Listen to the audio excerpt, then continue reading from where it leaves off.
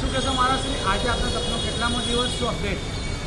આજે મારા તપનો 136મો દિવસ છે. જે સંકલ્પ સાથે મેં તપ શરૂ કર્યું છે કે વડોદરાના ઐતિહાસિક વારસાનું યોગ્ય રીતે રિસ્ટોરેશન થાય, જાળવણી થાય અને મેન્ટેનન્સ થાય, એના ભાગરૂપે કહીએ તો આજથી 3 દિવસ પહેલાં આપણા શહેરના મહાનગરપાલિકાના કમિશનર શ્રી માંડવી નીચે આવી ગયા.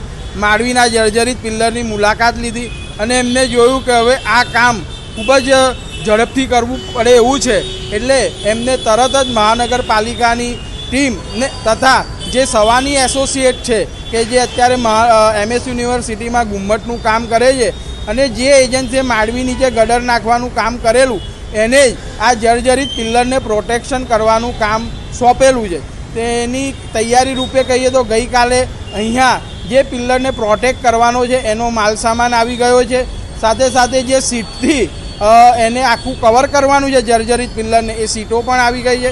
સાથે કહીએ તો જે જર્જરિત પિલ્લર ઉપર અત્યાર સુધી લીલું કાપડ લગાવેલું એ કાપડ હટાવી દીધું છે. પછી જોતાં અત્યારે જે પિલ્લર છે એ ખૂબ જ ભયાનક પરિસ્થિતિમાં છે કે આ કાપડ ખોલતા ઘણો બધો ભાગ ધરાશયી થયો છે ને હજી ઘણો બધો ભાગ ધરાશયી થાય એવો છે.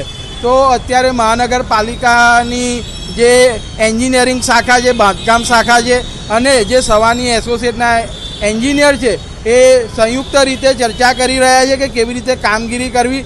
કારણ કે જે ભાગ થોડો જર્જરિત છે અને જો ઉતારવા જાય તો વધારે નુકસાન થઈ શકે એવું છે. એટલે આપણે પહેલેથી કહ્યું છે કે આ કામમાં પુરાતત્વ ટીમ તેમજ હેરિટેજ કન્સલ્ટન્ટને જોડે રાખીને યોગ્ય નિર્ણય લેવા પડશે. તો મને એવું લાગે છે કે હાલમાં એમને જે રીતે પિલ્લરની પરિસ્થિતિ જોઈ છે એ પ્રમાણે એ લોકો પુરાતત્વને અને જે હેરિટેજ એક્સપર્ટ સુમેશ મોદીને એપોઇન્ટ કર્યા છે એને ફોટા મોકલશે, ક્યાં તો સ્થળ ઉપર પ્રત્યક્ષ બોલાવશે કે હવે કામગીરી કેવી રીતે કરી શકાય એ સલાહ લઈને મને એવું લાગે છે કે આગળ કામગીરી આ પિલ્લરની શરૂ કરશે. માંડવીમાં મુસ્લિમ સમાજની પણ આસ્થાનું કેન્દ્ર છે, તો એ વિશે પણ આપણે રજૂઆત શું છે? હું પહેલેથી કહું છું, માંડવી દરવાજો એક ઐતિહાસિક દરવાજો નથી. અહીં ધર્મ અને ધરોહર જોડાયેલા છે.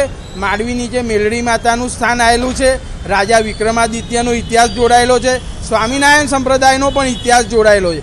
એવી રીતે કહું તો જે મેલડી માતાનું જે પિલ્લર ઉપર માતાજીનું સ્થાન છે, મંદિર છે, એનીના સામેના જ પિલ્લર ઉપર વર્ષોથી અહીંયા મુસ્લિમ સમાજના આસ્થાનું કેન્દ્ર રહ્યું છે. અહીં મુસ્લિમ સમાજ સાથે બધા જ ધર્મના લોકો બાધા રાખતા હોય છે, દર્શન કરવા આવતા હોય છે. પણ જે રીતે બેરિકેટિંગ કરવામાં આવેલું મહાનગરપાલિકાના કમિશનર સાહેબના સૂચનથી ફેન્સિંગ કરવાનું કે ભાઈ આ જર્જરિત પિલ્લરથી પબ્લિકને દૂર રાખવામાં, તો જે પિલ્લર ઉપર મુસ્લિમ સમાજની આસ્થાનું કેન્દ્ર છે, જ્યાં પૂજા થાય છે ને જ્યાં લોકો દર્શન કરવા આવે છે, એના માટે મેં જે અહીંના વોર્ડ નંબર 14 એન્જિનિયરિંગ શાખા છે એ શાખાના એન્જિનિયર સાહેબને કીધું છે કે આ જે તમે ફેન્સિંગ કર્યું છે એની અંદર તમે બારી જેવું કરી આલો કે જેથી કરીને લોકો હાથ લાંબો કરીને પૂજા કરી શકે અને આ જે દર્શન કરવાની ને જે બી પદ્ધતિ છે બધાની એ યોગ્ય રીતે કરી શકે.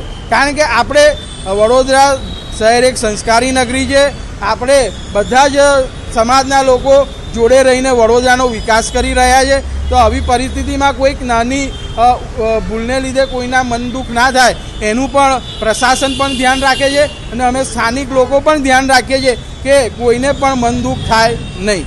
પ્લેટ લગાવવાની વાત છે, માણસને આપણે શું લાગે છે પ્લેટ લગાવીને આ લોકો ખાલી સંતાડવા માંગે છે કારણ કે કપડું હતો હવે પ્લેટ આવે? મેં હમણાં જ અહીંયા જે સવાની એસોસિએટના એન્જિનિયર છે એમને કીધું કે જે રીતે તમે ગટર લગાવ્યા તો આ રીતે કામ આ જો 4 મહિના પહેલાં જ તમે પ્લેટો લગાવવાનું કરી દીધું હોત, મહાનગરપાલિકાએ સૂચના આપી હોત તો આજે આ જે પિલ્લર 4 મહિનામાં જર્જરિત થયું છે એ આટલું જર્જરિત ના થાત અને જે ભાગ આટલા બધા છૂટા પડ્યા છે એ છૂટા ના પડત. પણ હવે કહીએ ને જાગ્યા ત્યારથી સવાર એ લોકોને જ્યારે કામ સોંપવામાં આવે ત્યારે એ કામ કરે. પણ હાલમાં તો જે રીતે એ લોકો પ્લેટ લગાવી અને જે કામ કરવાની શરૂઆત કરે છે, પ્રાથમિક તબક્કે તો એવું કહીએ કે આ જરૂરિયાત છે. કારણ કે જે રીતે પિલ્લર જર્જરિત થયો છે એને પ્રોટેક્શનની ખૂબ જરૂર છે. કારણ કે આની ઉપર વેધર ઇફેક્ટ પણ આવી શકે. અત્યારે વાતાવરણ ચોમાસાનું છે, પાણી ઉપરથી પણ પિલ્લરોમાં ઉતરે છે અને બહારથી પણ ભેજ લાગે તો પિલ્લર વધારે ભયજનક થઈ જાય. એ ભયજનક ન થાય એના માટે જે કંઈ બી અત્યારે નિર્ણય મહાનગરપાલિકા લઈ રહી છે કે સવાની એસોસિએટને જે પિલ્લર પર લોખંડની પ્લેટ લગાવી અને આ જે પિલ્લરમાં જે મટીરિયલ ઉપયોગમાં લઈ શકાય એ મટીરિયલથી એ પિલ્લર પેક કરી દેવાની જે પ્રક્રિયા હાથમાં લીધી છે એને આપણે આવકારવી જોઈએ.